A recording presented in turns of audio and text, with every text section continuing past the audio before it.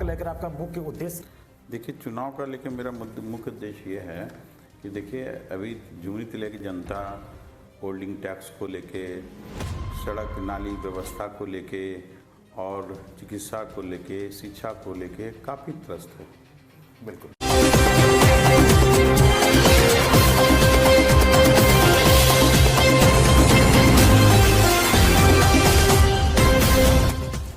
आप देख रहे हैं जनता वन न्यूज। नमस्कार, मैं सचिन कुमार, आप देख रहे हैं जनता वन न्यूज।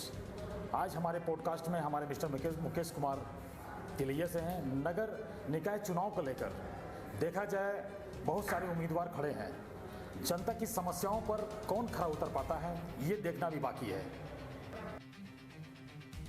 जी नमस्कार, आज के पॉडकास्ट में हमारे मिस्टर मुकेश जी हैं हमारे साथ, तिलैया नगर अध्यक्ष पद के उम्मीदवार हैं और इनसे सवाल करेंगे जनता की समस्याएं कैसे हल होगी, उस पर लेकर हमारी चर्चा हो रही है। मुकेश जी, हमारे चैनल में आपका बहुत बहुत स्वागत है। धन्यवाद जो आपने मुझे अपने चैनल में बोलने का मौका दिया। देखा जाए चुनाव को लेकर आपका मुख्य उद्देश्य? चुनाव का लेकर मेरा मुख्य उद्देश्य ये है कि देखिए, अभी जुमनी जिले की जनता होल्डिंग टैक्स को लेके, सड़क नाली व्यवस्था को लेके और चिकित्सा को लेके, शिक्षा को लेके काफ़ी त्रस्त है। बिल्कुल। और इसका जो हालत है बद से बदतर होता जा रहा है।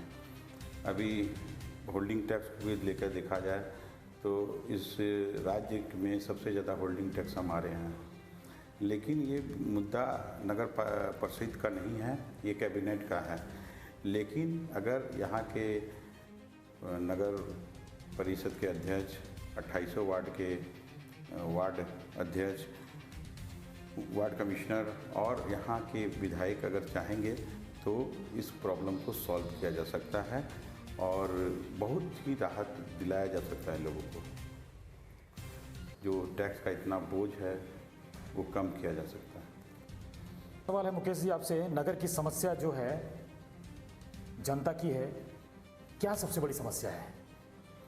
देखिए, समस्या का तो लिस्ट इतना बड़ा है कि उसके बारे में मैं कहना चाहूँगा तो काफ़ी समय लगेगा, लेकिन जो मूलभूत समस्या है, जैसे यहाँ पे देखिए तिलैया जितना नामी ग्रामी पूरे वर्ल्ड में फेमस है, उस हिसाब से ना तो यहाँ चिकित्सा की व्यवस्था है, ना तो बच्चों के पार्क की व्यवस्था है, ना बुजुर्गों के लिए, ना महिलाओं के लिए सुरक्षा की सही व्यवस्था है।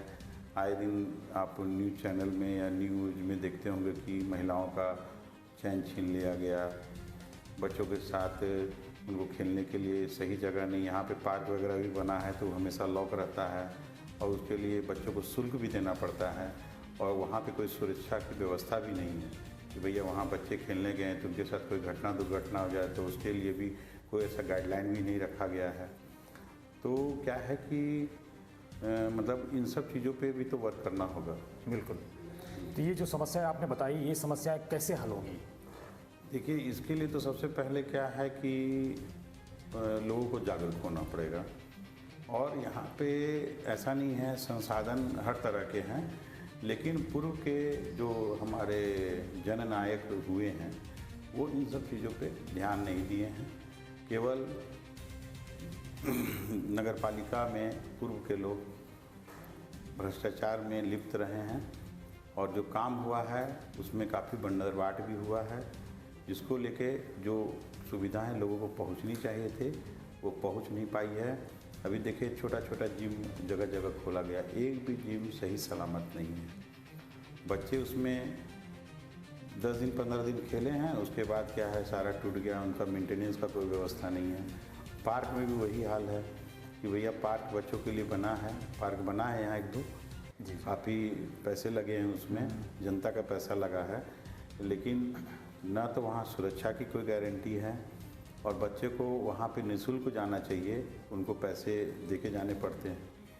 जैसे कि हम बड़े बड़े शहरों में रहे हैं तो वहाँ पे पार्क बिल्कुल फ्री ऑफ कॉस्ट होता है। बिल्कुल। वहाँ जाते हैं बच्चे, बूढ़े, बुजुर्ग सब बैठते हैं, कोई फीस वगैरह नहीं है, कोई चार्जेस नहीं है।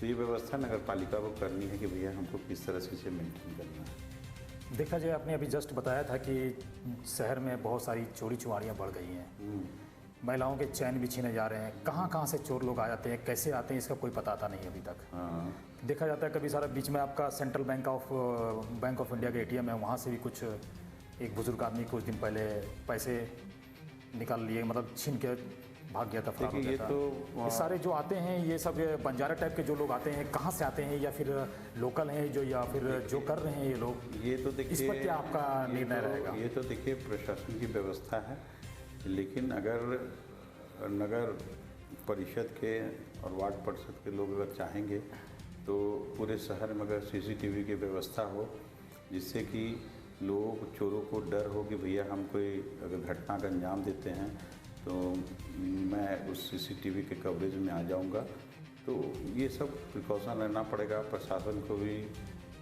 मुस्तैद रहना होगा कि इस तरह की घटना लोगों के साथ नहीं हो। मुकेश जी, और एक सवाल है आपसे, देखा जाए तो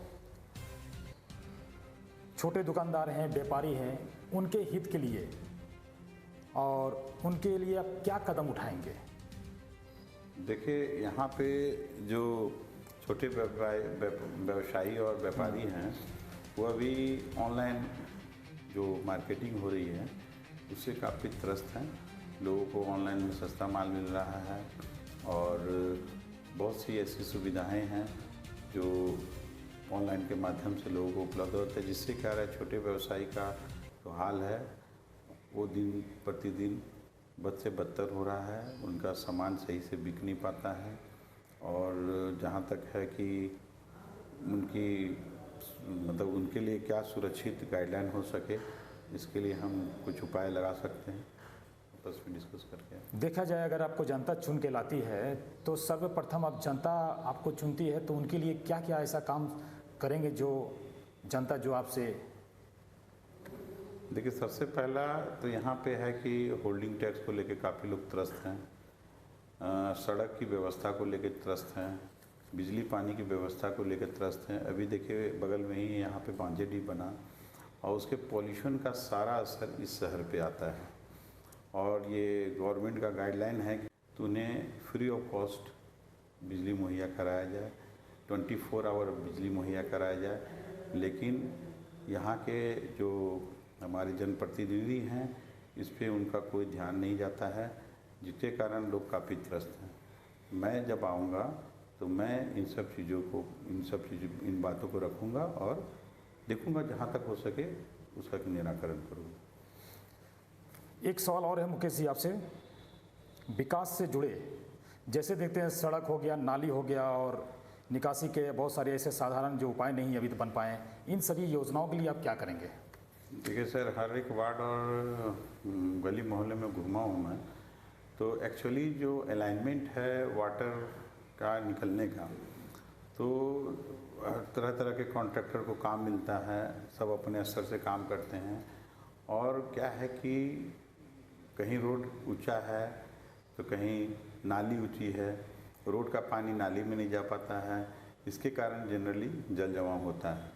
इसके लिए क्या है कि जो भी व्यवस्था है उसको सही तरीके से अलाइनमेंट करना होगा, जिससे कि जो जल जमा हो रहा है वो जल जमाव नहीं हो पाए और पानी की निकासी सही से हो सके। इसके लिए सर देखिए मास्टर प्लान है शहर के लिए, वो मास्टर प्लान को लागू करना होगा और इसमें जनता को भी जागरूक होना होगा कि भैया जो भी काम हो रहा है उस पर हम ध्यान दें। भैया ठेकेदार काम करके चले जाते हैं और जो दिक्कत होती है वहाँ आम जनों को, तो जब भी कोई काम हो तो पहले उन लोगों को अलर्ट रहना है कि 10 दिन 5 दिन के भैया काम सही तरीके से हो, जो जल जमा हो रहा है वो जल जमाव नहीं हो, इस पर भी विशेष ध्यान दें।